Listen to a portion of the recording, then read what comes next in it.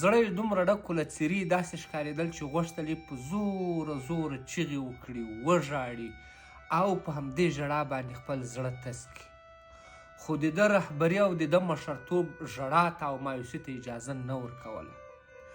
مشره، ستا د کور خلک یې در وژلي، سته دومره پریشانه یې، ستا کورنۍ یې در ختمه کړې، سته دومره پریشانه یې، په هیڅ صورت یې تا ته څه نه دي ویلي. تا کور په امن کې ده، ستا پلار په امن کې ده، ستا مور په امن کې ده، ستا ټوله کورنۍ په امن کې ده.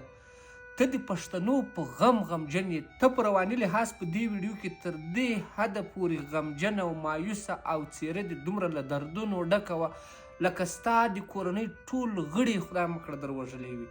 خو ته د خپلې کورنۍ په کیسه کې نه یې. تا د پښتنو د غږ اوچتولو لپاره دا دردونه په ځان باندې منلي دي. تا د پښتون د ښې ورځې لپاره دغه درد په ځان منلی ده.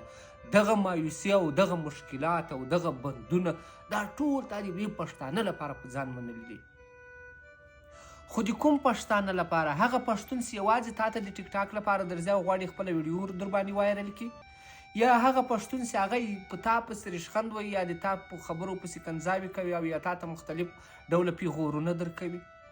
پرېږده مشره، پرېږده تر څو پورې به خپل ځان او خپله کورنۍ دې په مشکلاتو کې ګیر کړي. دا داسې کام نه ده چې بیا راویښ سي. دا کام په دومره چیغو چې تا راویښ نه کړو، له دې وروسته چې دوی نه راویښېږي نو څپ یې وکړي.